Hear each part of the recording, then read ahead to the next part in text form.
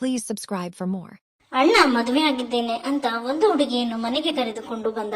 ಆದರೆ ನಾವೆಲ್ಲ ಈ ಮದುವೆಯನ್ನು ಒಪ್ಪಿಲ್ಲ, ಏಕೆಂದರೆ ನಮ್ಮ ಅತ್ತೆಯ ಮಗಳನ್ನು ಅಣ್ಣನಿಗೆ ಅಂತ ಮಾತಾಗಿತ್ತು. ಆದರೆ ಇಂದು ಅಣ್ಣ ಎಲ್ಲ ಹಾಳು ಮಾಡಿದ.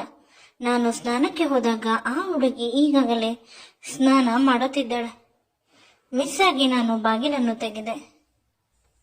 ಅವಳು ಸಂಪೂರ್ಣವಾಗಿ ಬೆತ್ತಲಾಗಿದ್ದಳು. ಅವಳ ಅಂದವಾದ ದೇಹವನ್ನು ನೋಡಿ ನಾನು ನನ್ನನ್ನು ನಾನೇ ಮರೆತೆ. ಅಣ್ಣ ಮದುವೆ ಆಗಿರುವ ಹುಡುಗಿ ಅನ್ನುವುದನ್ನು ಮರೆತುಬಿಟ್ಟೆ.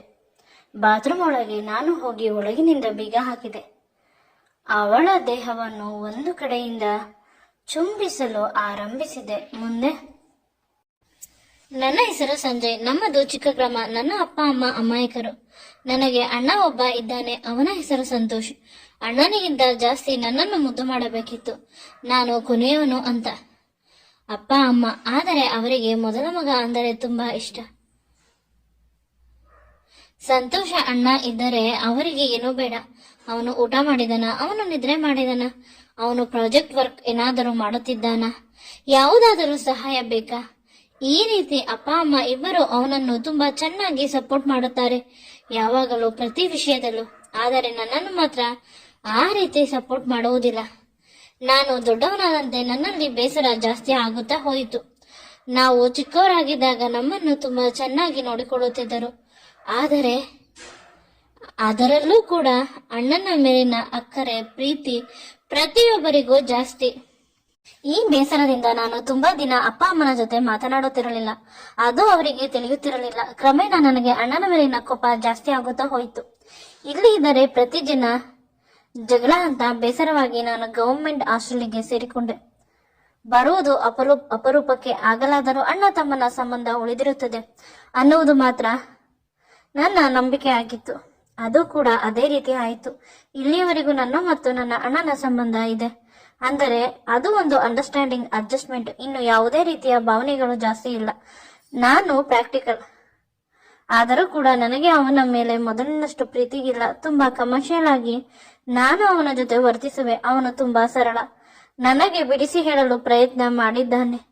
ತುಂಬಾ ಇಷ್ಟ, ನಿನ್ನನ್ನು ಬಿಟ್ಟರೆ ನನಗೆ ಇನ್ನು ಯಾರು ಇದ್ದಾರೆ ಅಂತ. ಅವನು ಅಷ್ಟೊಂದು ಒಳ್ಳೆಯವನಾಗಿದ್ದರೆ ನನ್ನ ಮನೆಯಲ್ಲಿ ನನ್ನನ್ನು ಪರಕೀನ ರೀತಿ ನೋಡುತ್ತಿದ್ದರು. ಆದರೂ ಅವನು ಸುಮ್ಮನಿದ್ದ. ಅಷ್ಟಲ್ಲದೆ ಅತ್ತೆಯ ಮೊದಲ ಮಗಳು ಸುಂದರಿಯಂತೆ ಸುಂದರವಾಗಿದ್ದಾಳೆ. ಅವಳನ್ನು ಅಣ್ಣನಿಗೆ ಕೊಟ್ಟು ಮದುವೆ ಮಾಡುತ್ತಾರೆ. ನಾನು ಮದುವೆ ಆಗಲು ರೆಡಿ ಇದ್ದೆ, ದೊಡ್ಡವನಾದ ಮೇಲೆ, ಏಕೆಂದರೆ ಅವಳು ಅಷ್ಟೊಂದು ಸುಂದರವಾಗಿದ್ದಾಳೆ. ಆದರೆ ಅಣ್ಣ ಪ್ರತಿ ಬಾರಿಯೂ ಪ್ರತಿ ವಿಷಯದಲ್ಲೂ ಇವನು ಮಧ್ಯ ಬರುತ್ತಾನೆ. ನಾನು ಅಣ್ಣ ಮದುವೆ ಆಗುವ ಸುಂದರಿಗಿಂತ ತುಂಬಾ ಸುಂದರವಾಗಿರುವ ಹುಡುಗಿಯನ್ನು ಹುಡುಕಿ ಮದುವೆ ಆಗುತ್ತೇನೆ ಅನ್ನುವ ರೀತಿ ಇವನು ಪ್ರತಿಜ್ಞೆ ಮಾಡಿದ. ಆದರೆ ಇವನ ಈ ಕಷ್ಟಗಳು ಇವನಿಗೆ ಮಾತ್ರ. ಅವರೆಲ್ಲ ಖುಷಿಯಾಗಿದ್ದಾರೆ. ಚೆನ್ನಾಗಿ ಓದಿ ಒಂದು ಒಳ್ಳೆಯ ನೌಕರಿಯನ್ನು ತೆಗೆದುಕೊಂಡ. ಆದರೂ ಕೂಡ ಅಣ್ಣನಿಗಿಂತ ಜಾಸ್ತಿ ಸಂಬಳ ಬರುತ್ತಿಲ್ಲ. ಅಣ್ಣ ತುಂಬಾ ನಿಧಾನವಾಗಿ ಓದುತ್ತಾನೆ, ತುಂಬಾ ಕಡಿಮೆ ಓದುತ್ತಾನೆ. ಪಾಠ ಮಾಡಬೇಕಾದಾಗ ಎಷ್ಟು ಕೇಳಿಸಿಕೊಳ್ಳುತ್ತಾನೋ ಅಷ್ಟೇ ಅದು ಅವನ ತಲೆಯಲ್ಲಿ ಇರುತ್ತದೆ. ಓದುವುದು ಕಡಿಮೆ. ಆದರೂ ಕೂಡ ನನಗಿಂತ ಒಳ್ಳೆಯ ಅಂಕ ಬರುತ್ತದೆ. ಒಮ್ಮೊಮ್ಮೆ ಅನಿಸುತ್ತದೆ ನಾನು ಅಣ್ಣನ ಮೇಲೆ ಅನಾವಶ್ಯಕವಾಗಿ ಕೋಪ ಮಾಡಿಕೊಳ್ಳುತ್ತಿದ್ದೇನೆ. ಇದರಿಂದ ನಾನು ಓದಿರುವುದು ಮರೆತು ಹೋಗುತ್ತದೆ ಏನೋ ಅನ್ನುವ ರೀತಿ ಭಯ ಆಗುತ್ತಿದೆ ಅಂತ. ಅಣ್ಣ ನೀನೆಂದರೆ ನನಗೆ ಇಷ್ಟ ಅಂತ ನನಗೂ ಕೂಗಿ ಕೂಗಿ ಹೇಳಬೇಕು ಅಂತ ಅನಿಸುತ್ತದೆ. ಆದರೆ ದಿನಗಳು ಕಳೆದಂತೆ ಅಣ್ಣ ಕೂಡ ಬದಲಾಗುತ್ತಿದ್ದಾನೆ. ತುಂಬಾ ದುಃಖವಾಗುತ್ತಿದೆ. ಏಕೆಂದರೆ ಅವನಿಗೆ ಸಮಾಜದಲ್ಲಿ ಒಂದು ಒಳ್ಳೆಯ ಸ್ಥಾನಮಾನ ಸಿಕ್ಕಿದೆ. ಪ್ರತಿಯೊಂದು ವಿಷಯದಲ್ಲೂ ತುಂಬಾ ಒಳ್ಳೆಯದೇ ಆಗುತ್ತಿದೆ. ಈಗ ನಾನು ಪಿಜಿಯಲ್ಲಿ ಇರಲು ಸಾಧ್ಯವಾಗುವುದಿಲ್ಲ, ಏಕೆಂದರೆ ಅಣ್ಣ ಕೆಲಸಕ್ಕೆ ಸೇರಿದ ಮೇಲೆ ಅಪ್ಪ ಅಮ್ಮನನ್ನು ಕೂಡ ಸಿಟಿಗೆ ಕರೆದುಕೊಂಡು ಬಂದು ಬಿಟ್ಟ.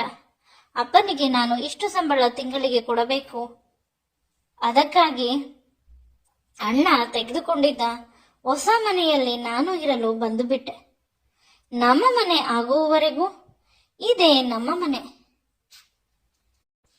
ನಂಗೆ ಅಣ್ಣನ ಮೇಲೆ ದಿನದಿಂದ ದಿನಕ್ಕೆ ಕೋಪ, ಅಸೂಯೆ ಎಲ್ಲ ಜಾಸ್ತಿ ಆಯ್ತಾ ಹೋಯ್ತು. ಅವನನ್ನು ಹೇಗಾದರೂ ಮಾಡಿ ಕೆಳಗೆ ಇಳಿಸಬೇಕು. ಪ್ರಪಂಚದ ಜನರ ಎದುರಿಗೆ ಅವನು ಕೆಳಗೆ ಬೀಳಬೇಕು ಅಂತ ಯೋಚಿಸುತ್ತಿದ್ದೆ. ಅಷ್ಟರಲ್ಲಿ ಅತ್ತೆ ಮಗಳು ಯಾರೋ ಜೊತೆಯೋ ಓಡಿ ಹೋಗಿದ್ದಾಳಂತೆ. ಅತ್ತೆ ಒಡೆದು ಬಡೆದು ಮನೆಗೆ ಕರೆದುಕೊಂಡು ಬಂದಿದ್ದಾಳೆ ಅಂತ ಎಲ್ಲರೂ ಹೇಳುತ್ತಿದ್ದರು. ಅಣ್ಣನಿಗೆ ಅಪ್ಪ ಅಮ್ಮನಿಗೆ ಈ ವಿಷಯ ತಿಳಿದಿಲ್ಲ. ನಾನು ಹೇಗಾದರೂ ಮಾಡಿ ಇವರಿಗೆ ಈ ವಿಷಯವನ್ನು ತಿಳಿಸಿ ಮದುವೆ ಮಾಡಿಸಿ ಬಿಡೋಣ. ಅಣ್ಣನ ಜೀವನ ಹಾಳಾಗಲಿ. ಮದುವೆ ಆದ ಮೇಲೆ ಅಣ್ಣನ ಹೆಂಡತಿ ಮದುವೆಗಿಂತ ಮುಂಚೆ ಬೇರೆ ಹುಡುಗನ ಜೊತೆ ಓಡಿ ಹೋಗಿದ್ದಳು ಅಂತ ಹೇಳಿವೆ.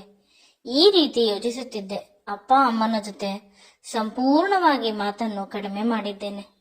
ಒಮ್ಮೊಮ್ಮೆ ರಾತ್ರಿ ಹೊರಗಡೆ ಊಟ ಮಾಡಿಕೊಂಡು ಬಂದರು. ಮನೆಯಲ್ಲಿ ಇವರ್ಯಾರು ನನ್ನನ್ನು ಕೇಳುವುದಿಲ್ಲ. ನನ್ನನ್ನು ನನ್ನ ಪಾಡಿಗೆ ಬಿಟ್ಟು ಬಿಟ್ಟಿದ್ದಾರೆ. ನಾನು ಹೇಗೆ ಇದ್ದರೂ ಇವರಿಗೆ ಪರವಾಗಿಲ್ಲ. ಮಧ್ಯರಾತ್ರಿ ಬಡಿಯುತ್ತಿದ್ದರು ಬಾಗಿಲನ್ನು. ಅಣ್ಣ ತೆಗೆದಾಗ ಅವನ ಜೊತೆ ಒಬ್ಬಳು ಸುಂದರವಾದ ಹುಡುಗಿ ಇದ್ದಳು. ನನಗೆ ಒಂದು ರೀತಿ ಅನುಮಾನ ಬಂತು. ಅಪ್ಪ ಅಮ್ಮನಿಗೆ ಹೇಳುತ್ತೇನೆ ಅಂದರೂ ಕೂಡ ಅವನು ಹೇಳಬೇಡ, ಬೆಳಗ್ಗೆ ಹೇಳುತ್ತೇನೆ ಅಂದ. ಅವಳನ್ನು ತನ್ನ ರೂಮ್ಗೆ ಕರೆದುಕೊಂಡು ಹೋದ. ಬೆಳಿಗ್ಗೆ 10 ಗಂಟೆಗೆ ನಾನು ಮದುವೆ ಆಗಿದ್ದೇನೆ, ಇವಳು ನನ್ನ ಹೆಂಡತಿ ಅಂತ ಹೇಳಿದ. ಮೊದಲು ಅವನು ಹೇಳುತ್ತಿರಲಿಲ್ಲ. ನಾನೇ ಅಪ್ಪ ಅಮ್ಮನಿಗೆ ಅವನು ರೂಮಿನಿಂದ ಹೊರಗಡೆ ಬರುವುದರ ಒಳಗೆ ಹೇಳಿಬಿಟ್ಟಿದ್ದೆ. ಅಣ್ಣನ ಜೊತೆ ರಾತ್ರಿ ಒಬ್ಬಳು ಸುಂದರವಾದ ಹುಡುಗಿ ಬಂದಳು ಅಂತ. ಈಗ ಇವನು ಹೇಳಲೇಬೇಕಾಗಿತ್ತು. ವಿಧಿ ಇಲ್ಲದೆ ಹೇಳಿದ. ನನ್ನ ಮೇಲೆ ಕೋಪಗೊಂಡ ನಾನು ಅವಳನ್ನು ಬೇರೆ ಮನೆಗೆ ಕಳಿಸಿ ಬಿಡುತ್ತಿದ್ದೆ. ನೀನು ಏಕೆ ಅಷ್ಟು ಬೇಗ ಹೇಳಿದೆ? ಪ್ರತಿ ಬಾರಿ ನೀವೆಲ್ಲರೂ ಸೇರಿ ನನಗೆ ಅವಮಾನ ಮಾಡುತ್ತೀರಿ.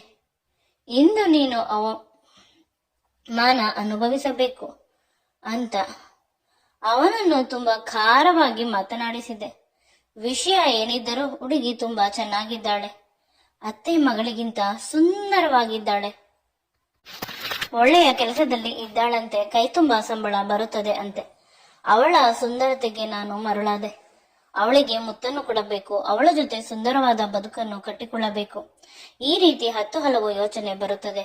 ನಂತರ ಮನಸ್ಸಿಗೆ ಹೇಳುತ್ತೇನೆ, ಅವಳು ನನ್ನ ಅಣ್ಣನ ಹೆಂಡತಿ. ಅವಳ ಬಗ್ಗೆ ಆ ರೀತಿ ನೋಡಬಾರದು, ಕೆಟ್ಟ ದೃಷ್ಟಿಯಿಂದ ಅಂತ ಅಂದುಕೊಂಡರೂ ಕೂಡ ಸಾಧ್ಯವಾಗುತ್ತಿಲ್ಲ.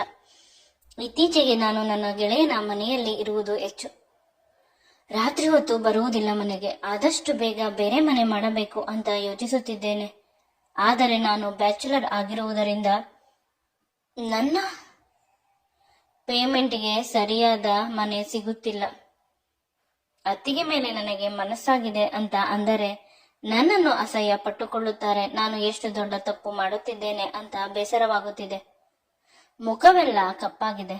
ಮನೆಗೆ ಸರಿಯಾಗಿ ಬರುತ್ತಿಲ್ಲ ಏನು ಅಂತ ಅಮ್ಮ ಕೇಳಿದಳು.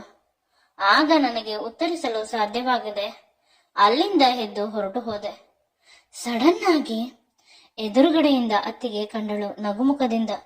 ಅವಳನ್ನು ನೋಡಿ ನಾನು ಕರಗಿದೆ. ನಾನು ಹೋಗಿ ರೂಮಿನಲ್ಲಿ ಮಲಗಿದೆ. ಮಲಗಿದರೆ ನಿದ್ರೆ ಬರುತ್ತಿಲ್ಲ. ಅವಳ ನಗು, ಅವಳ ಮಾತು ಇನ್ನೂ ಕೇಳಿಸುತ್ತಿದೆ. ಅಪ್ಪ ಅಮ್ಮನ ಜೊತೆ ತುಂಬಾ ಖುಷಿಯಿಂದ ಮಾತನಾಡುತ್ತಿದ್ದಾಳೆ. ಎಷ್ಟು ಬೇಗ ನಮ್ಮ ಮನೆಗೆ ಹೊಂದಿಕೊಂಡಿದ್ದಾಳೆ ಅಂತ ಅನಿಸಿತು.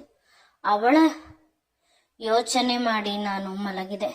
ಬೆಳಿಗ್ಗೆ ಎಲ್ಲರಿಗಿಂತ ಮುಂಚೆ ಎದ್ದು ಸ್ನಾನ ಮಾಡಿ ಹೊರ ಹೋಗಬೇಕು ಅಂತ ಟವಲ್ ಅನ್ನು ತೆಗೆದುಕೊಂಡು ಬಾತ್ರೂಮ್ಗೆ ಬಂದೆ. ಆದರೆ ಅಲ್ಲಿ ನಾನು ನಿರೀಕ್ಷೆ ಮಾಡದೇ ಇರುವುದನ್ನು ನೋಡಿ ಬೆಚ್ಚಿದೆ. ಒಂದು ರೀತಿ ಮೈ ರೋಮಾಂಚನವಾಯಿತು. ಬದುಕು ಸಾರ್ಥಕ ಅಂತ ಒಂದು ಕಡೆ ಅನಿಸಿದರೆ ಇನ್ನೊಂದು ಕಡೆ ಈ ರೀತಿ ತಪ್ಪು ನನ್ನಿಂದ ಆಗಬಾರದಿತ್ತು ಅಂತ ಅನಿಸಿತು. ಬಾಗಿಲು ಸರಿಯಾಗಿ ಹಾಕಿರಲಿಲ್ಲ. ಬಾತ್ರೂಮ್ ತಳ್ಳಿದ ತಕ್ಷಣ ಓಪನ್ ಆಯಿತು.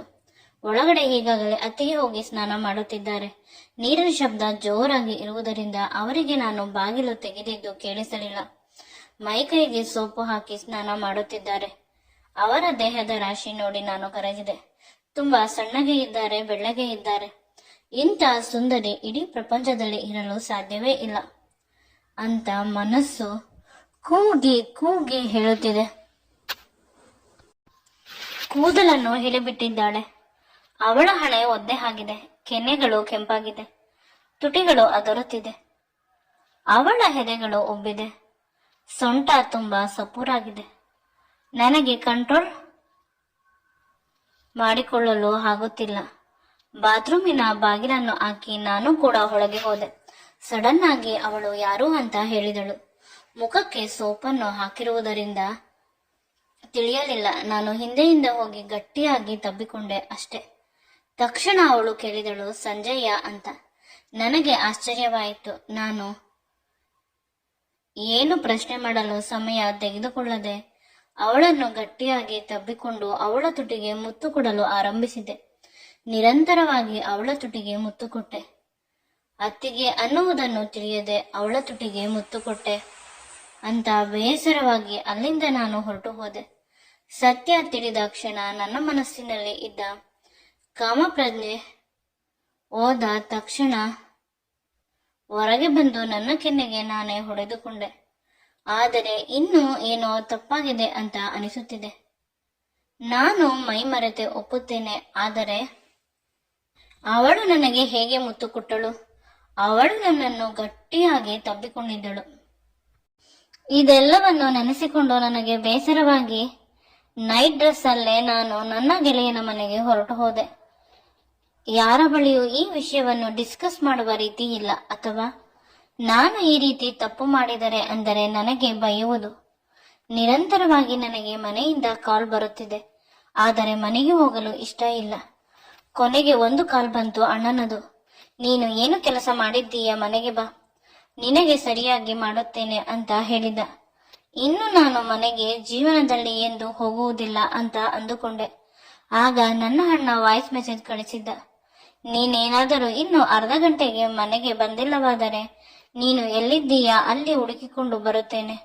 ಆಮೇಲೆ ನನ್ನ ಕೋಪ ನಿನಗೆ ಗೊತ್ತಲ್ಲವೇ? ಪ್ರತಿ ಬಾರಿ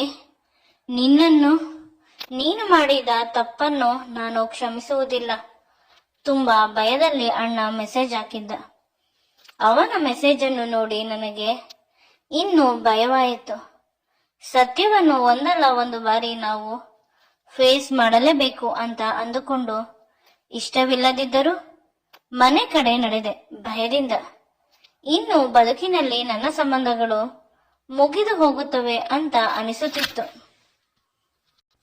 ಮನೆಗೆ ಹೋದ ತಕ್ಷಣ ಅಣ್ಣ ನನ್ನನ್ನು ಗಟ್ಟಿಯಾಗಿ ಹಿಡಿದುಕೊಂಡು ಅತ್ತಿಗೆ ಕಡೆ ಕರೆದುಕೊಂಡು ಹೋಗುತ್ತಿದ್ದಾನೆ. ನಾನು ಮುಖವನ್ನು ಮುಚ್ಚಿಕೊಂಡೆ. ಆದರೆ ಅವನು ಮುಲಾಜು ನೋಡದೆ ಏಕೆ ಮುಚ್ಚಿಕೊಳ್ಳುತ್ತಿದ್ದೀಯಾ? ಮುಖ ಮುಚ್ಚಿಕೊಳ್ಳುವ ಕೆಲಸ ಏನು ಮಾಡಿದ್ದೀಯಾ ನೀನು ಅಂತ ತುಂಬಾ ಕಾನ್ಫಿಡೆಂಟ್ ಆಗಿ ಕೇಳಿದ. ಅದು ಅಂತ ನಾನು ಏನೋ ಹೇಳಲು ಪ್ರಯತ್ನಿಸಿದಾಗ ಅವಳು ನನಗೆ ಏನು ಹೇಳಬೇಡ ಅಂತ ಕಣ್ಣು ಹಾಡಿಸಿದಳು. ಏನೂ ಇಲ್ಲ ಅಣ್ಣ ಅಂತ ಹೇಳಿದೆ. ನಂತರ ಆ ವಿಷಯದಲ್ಲಿ ನಿನಗೆ ಮತ್ತು ಇವಳಿಗೆ ಮದುವೆ ಮಾಡಿಸುತ್ತೇವೆ ಅಂತ ಅವನು ಹೆಂಡತಿಯ ಕಡೆ ಕೈ ತೋರಿಸಿ ಹೇಳಿದ. ಅಣ್ಣ ನಿನ್ನ ಹೆಂಡತಿ ಅಲ್ಲವೇ ಅಂದಾಗ ಈ ಮನೆಯಲ್ಲಿ ಅವಳು ಇರಲು ಎಲ್ಲರೂ ಅವಕಾಶ ಕೊಡಲಿ ಅಂತ ಸುಳ್ಳು ಹೇಳಿದೆ. ಅವಳು ನನ್ನನ್ನು ಮದುವೆ ಆಗುವ ಹುಡುಗಿ ಅಲ್ಲ, ನಾನು ಮದುವೆ ಆಗುವ ಹುಡುಗಿಯ ತಂಗಿ. ನನ್ನ ಹುಡುಗಿ PG ಮಾಡುತ್ತಿದ್ದಾಳೆ. ಇನ್ನು 2 ವರ್ಷ ಓದಬೇಕು. ಅದಕ್ಕಾಗಿ ಅವರ ಅಪ್ಪ ಅಮ್ಮ ತುಂಬಾ ವಯಸ್ಸಾದ ಹುಡುಗನಿಗೆ ಕೊಟ್ಟು ಇವಳ ಮದುವೆಯನ್ನು ಮಾಡಿಸುತ್ತಿದ್ದರು. ನಾನು ಹೋಗಿ ಕರೆದುಕೊಂಡು ಬಂದೆ. ಅವಳನ್ನು ಆ ಕೆಟ್ಟ ಮದುವೆಯಿಂದ ತಪ್ಪಿಸಿದೆ ಅಂತ ಹೇಳಿದ ತಕ್ಷಣ ನನಗೆ ಸ್ವಲ್ಪ ಹೊತ್ತು ಬೇಕಾಗಿತ್ತು ಎಲ್ಲವನ್ನು ಅರ್ಥ ಮಾಡಿಕೊಳ್ಳಲು. ನೀವಿಬ್ಬರು ಒಂದೇ ರೂಮಿನಲ್ಲಿ ಮಲಗುತ್ತಿದ್ದೀರಿ ಅಲ್ಲವೇ ಅಂತ ಕೇಳಿದೆ. ಅವಳು ರೂಮಿಗೆ ಬಂದ ತಕ್ಷಣ ನಾನು ಬಾಲ್ಕನಿಗೆ ಹೋಗಿ ಮಲಗುತ್ತಿದ್ದೆ. ನಮ್ಮ ರೂಮಿನಲ್ಲಿ ಕ್ಯಾಮ್ರಾ ಇದೆ, ಬೇಕಾದರೆ ನೋಡಿಕೋ. ಅವಳ ಕಿರು ಬೆರಳನ್ನು ಕೂಡ ನಾನು ಮುಟ್ಟಿಲ್ಲ. ನೀನು ಒಳ್ಳೆ ಕೆಲಸದಲ್ಲಿ ಇದ್ದೀಯಾ, ನೋಡಲು ಸುಂದರವಾಗಿದ್ದೀಯಾ. ತುಂಬಾ ದಿನದಿಂದ ನನ್ನ ಮನಸ್ಸಿನಲ್ಲಿ ಇವಳ ಜೊತೆ ನಿನ್ನ ಮದುವೆ ಮಾಡಿಸೋಣ ಅನ್ನುವ ಯೋಚನೆ ಇತ್ತು. ಆದರೆ ಯಾವಾಗಲೂ ಕೋಪದಲ್ಲಿ ಸಿಟ್ಟಿನಿಂದ ಇರುತ್ತಿದ್ದೆ. ನಿನ್ನ ಜೊತೆ ಈ ವಿಷಯ ಮಾತನಾಡಲು ನನಗೆ ಇಷ್ಟವಿರಲಿಲ್ಲ. ಇಂದು ಅವಳಾಗಿ ಅವಳೇ ಹೇಳಿದಳು, ನಿಮ್ಮ ತಮ್ಮನ ಜೊತೆ ನನಗೆ ಮದುವೆ ಮಾಡಿಸಿ ಪ್ಲೀಸ್ ಬಾವಾ, ಅವರು ನನಗೆ ತುಂಬಾ ಇಷ್ಟ ಅಂತ ಹೇಳಿದ್ದಾಳೆ. ಅದಕ್ಕಾಗಿ ನಾನು ನಿನ್ನನ್ನು ಕೇಳುತ್ತಿರುವುದು. ನೀನು ಅವಳನ್ನು ಮದುವೆ ಆಗುತ್ತೀಯಾ ಅಂತ ಅಂದ ತಕ್ಷಣ ನಾನು ಒಂದು ಕ್ಷಣ ಕೂಡ ಯೋಚನೆ ಮಾಡದೆ ಆಗುತ್ತೇನೆ ಅಂತ ತಲೆ ಅಲ್ಲಾಡಿಸಿದೆ. ಅಲ್ಲಿ ಇದ್ದವರೆಲ್ಲ ಜೋರಾಗಿ ನಕ್ಕರು. ಅದಕ್ಕೆ ನನಗೆ ಪದೇ ಪದೇ ಅವಳ ಮೇಲೆ ಪ್ರೀತಿ ಶುರುವಾಗುತ್ತಿತ್ತು. ನಿಜವಾಗಲೂ ಅವಳು ನನ್ನ ಅಣ್ಣನ ಹೆಂಡತಿ ಆಗಿದ್ದರೆ ನನ್ನ ಮನಸ್ಸು ಕನಸಿನಲ್ಲೂ ಕೂಡ ಅವರ ಕಡೆ ಹೋಗುತ್ತಿರಲಿಲ್ಲ. ಅಮ್ಮ ಬಂದು ನನಗೆ ಹೊಸ ಬಟ್ಟೆಯನ್ನು ಕೊಟ್ಟಳು. ಸ್ನಾನ ಮಾಡಿ ಬಟ್ಟೆ ಹಾಕಿಕೊಂಡು ಬಾ, ದೇವಸ್ಥಾನಕ್ಕೆ ಹೋಗೋಣ. ಹಿಂದೆ ದೇವಸ್ಥಾನದಲ್ಲಿ ನಿನ್ನ ಮತ್ತು ಇವಳ ಎಂಗೇಜ್ಮೆಂಟ್ ಮಾಡಿಸಿ ಬಿಡೋಣ. ಆದಷ್ಟು ಬೇಗ ಮದುವೆಯನ್ನು ಮಾಡಿಸುತ್ತೇನೆ. ನೀನು ಯೋಚಿಸಬೇಡ, ನಿನ್ನ ಅಣ್ಣನಿಗೂ ಕೂಡ ಬೇಗ ಮದುವೆ ಮಾಡಿಸುತ್ತೇನೆ. ಅಣ್ಣನಿಗಿಂತ ಮುಂಚೆ ನಾನು ಹೇಗೆ ಮದುವೆ ಆಗಲಿ ಅಂತ ನೀನು ಯೋಚನೆ ಮಾಡುತ್ತಿದ್ದೀಯಾ ಅಲ್ಲವೇ ಅಂತ ಅಮ್ಮ ತುಂಬಾ ನಾಜೂಕಾಗಿ ಹೇಳಿದಾಗ ನನಗೆ ನಗು ಬಂತು. ನಾನು ಇವಳ ಜೊತೆ ಕಳೆದ ಕ್ಷಣಗಳು ಮಧುರವಾಗಿತ್ತು. ಪ್ರತಿದಿನ ಇನ್ನು ಅದೇ ಕ್ಷಣಗಳು ಸಿಗುತ್ತದೆ ಅನ್ನೋದನ್ನು ನೆನೆಸಿಕೊಂಡು ಮೈ ರೋಮಾಂಚನವಾಯಿತು. ಅವಳ ಕಡೆ ನೋಡಿದಾಗ ಅವಳು ಈಗಾಗಲೇ ನನ್ನನ್ನೇ ನೋಡುತ್ತಿದ್ದಾಳೆ. ನನಗೆ ನಾಚಿಕೆಯಾಗಿ ಅಮ್ಮ ಕೊಟ್ಟಿದ್ದ ಬಟ್ಟೆಯನ್ನು ತೆಗೆದುಕೊಂಡು ಬಾತ್ರೂಮ್ಗೆ ಹೋದೆ, ಸ್ನಾನ ಮಾಡಿ ಹಾಕಿಕೊಳ್ಳೋಣ ಅಂತ. ಸ್ನಾನ ಮಾಡಬೇಕಾದಾಗಲೂ ಅವಳು ನನ್ನನ್ನು ಮುಟ್ಟಿದ್ದು, ನನ್ನ ತುಟಿಗೆ ಮುತ್ತು ಕೊಟ್ಟಿದ್ದು ಅದೇ ಫೀಲ್ ಆಗುತ್ತಿತ್ತು. ಆ ಸುಂದರವಾದ ಅನುಭವವನ್ನು ನೆನೆಸಿಕೊಂಡು ಮುಂದಿನ ಜೀವನದ ಬಗ್ಗೆ ಯೋಚಿಸುತ್ತಿದ್ದೆ. ಮುಂದೆ ಈ ವಿಡಿಯೋ ನಿಮಗೆ ಇಷ್ಟವಾಗಿದ್ದಲ್ಲಿ ನನ್ನ ಚಾನಲ್ ಅನ್ನು ಲೈಕ್ ಮಾಡಿ, ಶೇರ್ ಮಾಡಿ ಮತ್ತು ಸಬ್ಸ್ಕ್ರೈಬ್ ಮಾಡಿ. Thanks for watching and keep supporting me always.